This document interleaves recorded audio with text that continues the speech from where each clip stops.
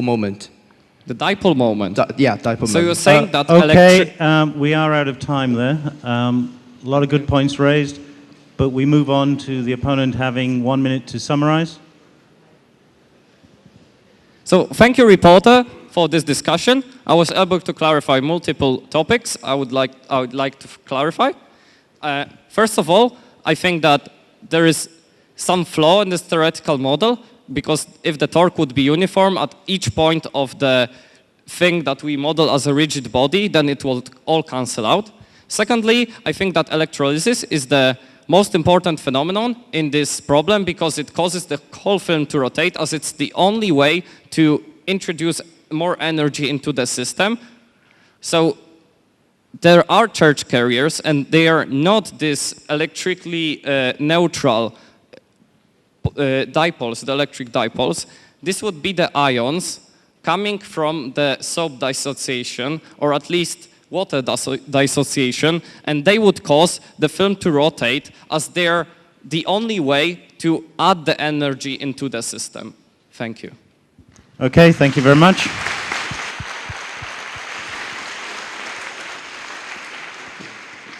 We move straight on to questions from the reviewer. Again, if the reviewer would introduce themselves, and can the reporter come to the stage as well, please? Thank you. Okay. Thank you, reporter and opponent, for the interesting discussion. So I'm Lee from Team Singapore, and I'll be doing the review questions now. So to the reporter, what if for your dipoles in the water, it is neutral, right? The dipoles in your water are neutral overall. Is that correct? Yes. Okay. To the opponent, what do you think is the charge carrier that allows the current to flow through the film?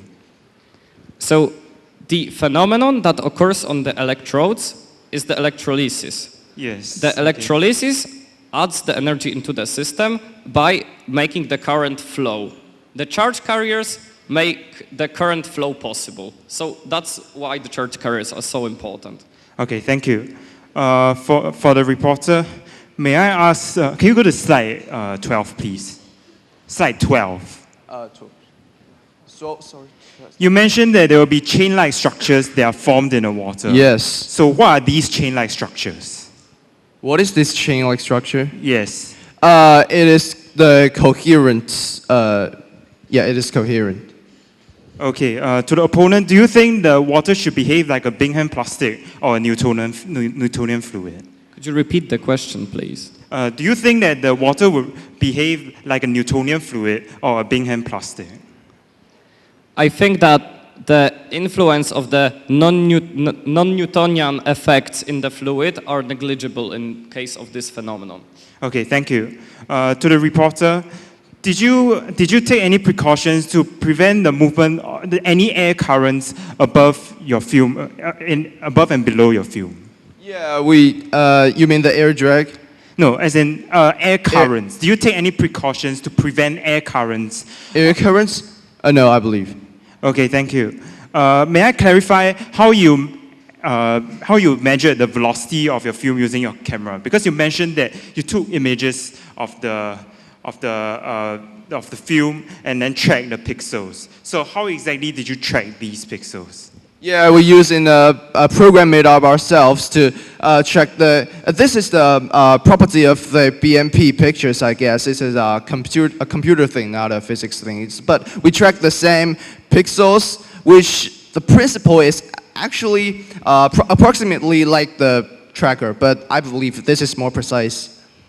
Okay, thank you. How long is the duration of your experiment, each experiment run? How long is the duration? You mean the formation of the film? No, when the film rotates, how long do you let it rotate, and how long do you take your readings over? What's the duration of your reading? Like for each velocity, we test about just 1 minute. 1 minute? Yeah, okay, because after 1 minute, it will just break down. Okay, thank you. Did you measure... I'm afraid we will have to stop you there. You are on your time. You now have time to prepare. Okay, thank you. Reporter and opponent, please sit down.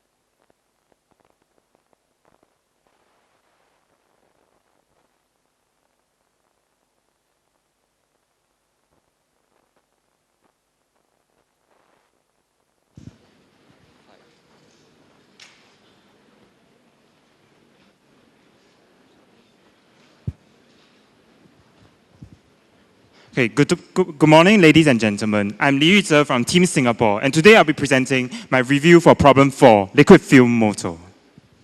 So here is an overview of the report. I believe that the reporter has shown some strengths in the report in a sense that he has explained the rotation of the film through the dipole moment and has established that the yield stress will be a constant product of the threshold electric field. This gives us the conditions at which the film will rotate. And this is an important parameter in characterizing the motion of the film. He has also verified his quantitative velocity predictions across the radius of his film and also varied his electric fields, viscosity, and conductivity. And I believe all these are relevant parameters to answering the question.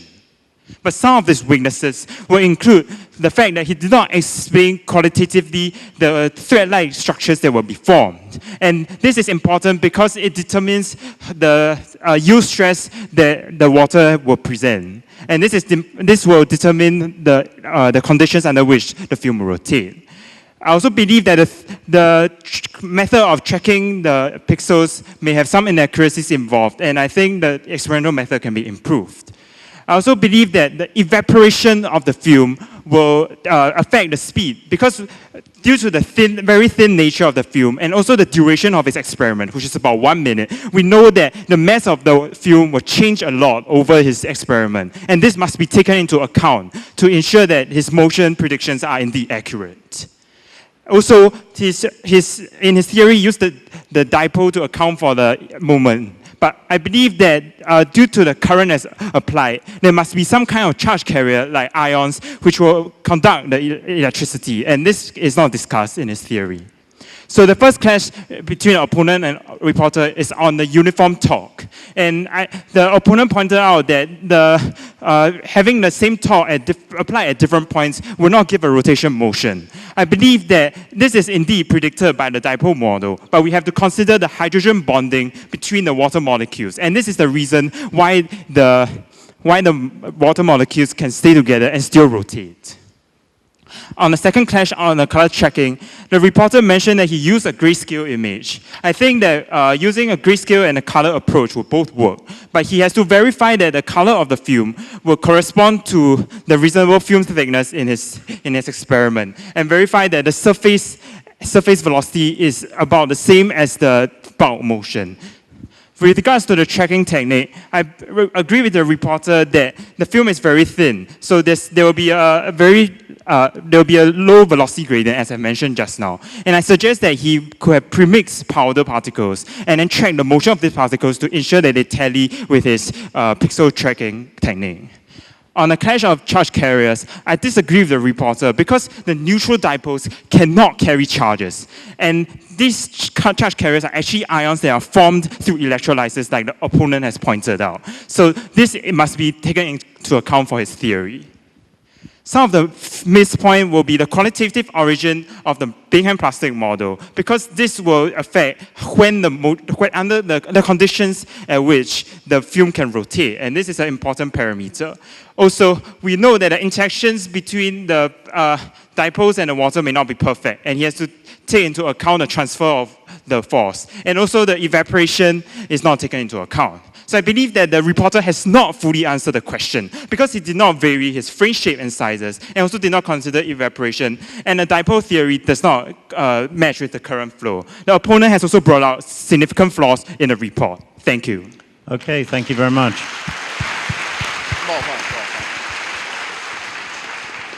And the reporter has time to make concluding remarks. Okay, so let's do the summary. First, I want to explain the charge carrier. Yes, the charge carrier is not the dipole, is the ionization, but the cause of the rotation is not the ionization, but the dipole. Okay, so this is the first explanation. And the air drag, just as the opponents mentioned, yes, we've considered it, and it has really slight impact on the rotation. And also the Bingham type plastic fluid from the reviewer, since the chain-like structure has formed in the fluid, which means the liquid molecule acts more like solid molecule, which changes the Newtonian fluid to the Bingham type fluid, and this has been proven in some previous study. and the thickness, we control it all the time in our experiments.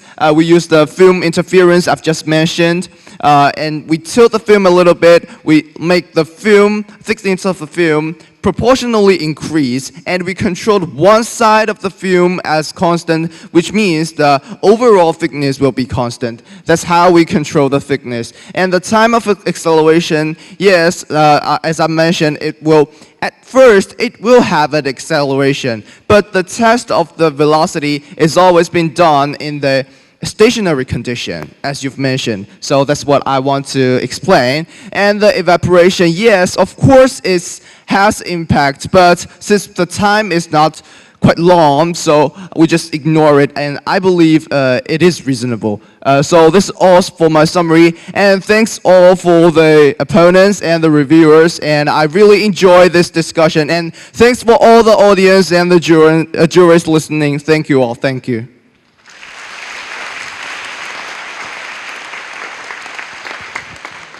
Okay, thank you very much. We've got to the stage where the jury get actively involved. We have a very large jury today. Can I please ask you, when you're forming your questions, to keep them short and try and elicit short responses so we can all get round the jury and get plenty of questions. Okay, so please do think about it first. We have 5 minutes. Okay, first question, Andre. To reporter, so when we fix the voltages across the film and the electric field and turn it on, so there are two possible effects. Either nothing happens or you only have one vortex in the film. Can anything else happen? You mean the number of vortices? Yes. Yes, sometimes we can see a more vortices, like 2 or 3, yes. Because the setup of the film, especially for those rectangular film. Okay, thank you. Valentin, you had a question? Do you really understand that the polarization will be as such picture? Which picture? So all the dipoles are oriented according to the field. Sorry? The picture you've drawn on the board. The picture is real. What do you think? You mean this picture? Yes. Yeah. First, it can have a polarization equilibrium. So the briefly. Okay. So the first external electric field is like this, and the dipole will act like this, and if we have a Thank you for the opponent. The same question. I think it is impossible for all of the dipoles to align one close to another. There would be some temperature disturbances, for instance, that would disallow this configuration. I believe most of them will act like this. Stop, please. Quickly. Reviewer. Brief answers, please. And reviewer. I believe the dipoles can indeed align, but the extent to which they do so would depend, is not possible to predict. Okay. But more concrete for this field. Have to move on, Valentin, but you've got responses from all. Martin? Yeah. Could you show me, please, your slide number 25, reporter?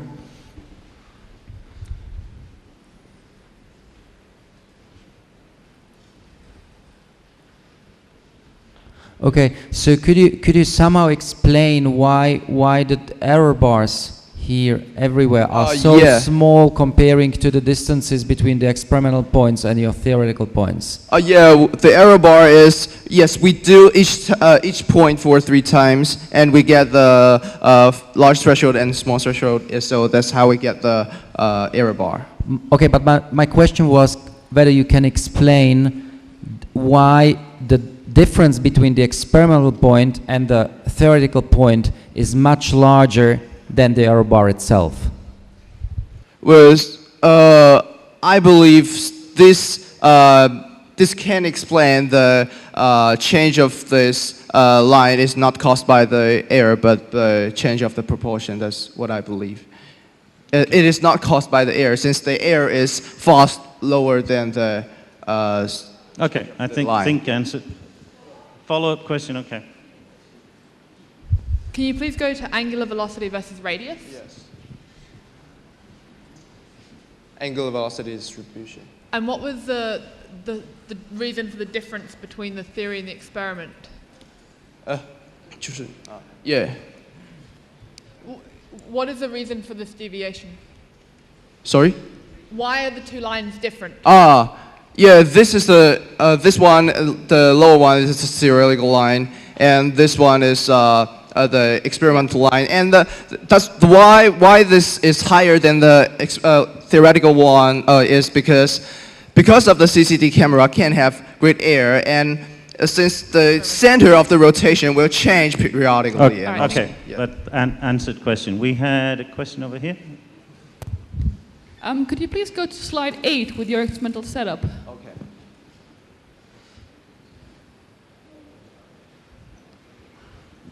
So to me, it looks like your electrodes are not in contact with the film.